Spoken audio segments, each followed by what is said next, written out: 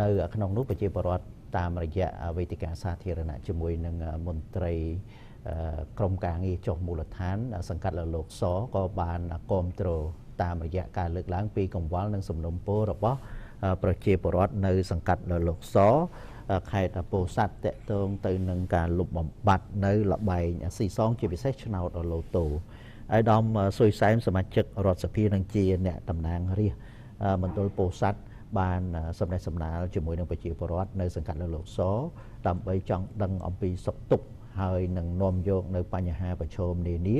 និងសំណុំពរមួយចំនួនដែលកើតមាននៅមូលដ្ឋានដែលជាកង្វល់និងជាតម្រូវការចាំបាច់របស់ប្រជាពលរដ្ឋមករួមគ្នាគិតដើម្បីដោះស្រាយពិធីនេះធ្វើឡើងនៅសាលាសង្កាត់លលោកសដោយមានការចូលរួមពីអាជ្ញាធរ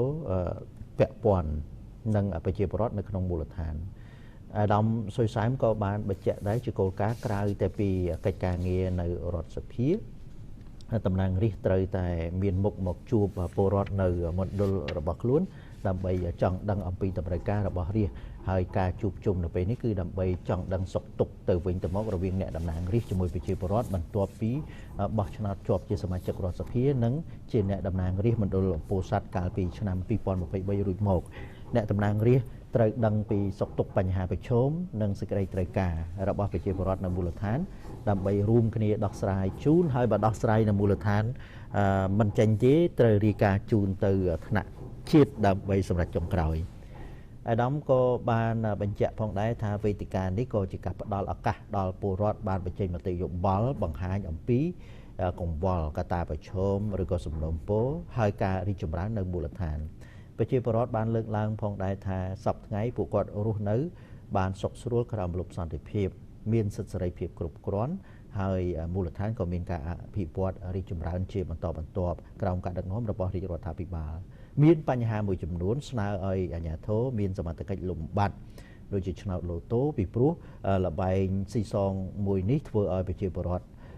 ភ្លេចបាយភ្លេចទឹកប៉ះពាល់ទៅដល់សេដ្ឋកិច្ចគ្រួសារបង្កអំពើហិង្សាក្នុងគ្រួសារនិងបង្កចោរកម្មជាដើមហើយស្នើសុំឲ្យមានការជួសជុលផ្លូវនៅក្នុងភូមិបាទនិងសូមឲ្យមានវិធានការមើងម៉ាត់ចំពោះបញ្ហាគ្រឿងញៀននិងក្មេងទំនើងបាទជាការឆ្លើយតប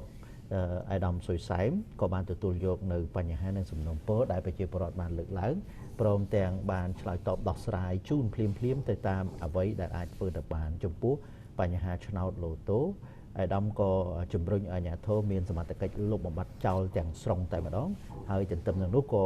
អំពាវនាវទៅដល់អ្នកអាណាព្យាបាលនិងឪពុកម្ដាយអប់រំកូននិងបញ្ជាជាពិសេសក៏ចូលរួមនៅក្នុងការលុបបំបាត់បញ្ហាក្មេងទំនើងលបែងស៊ីសងនៅក្នុងមូលដ្ឋានដើម្បីភាពសុខសាន្តទាំងអស់គ្នា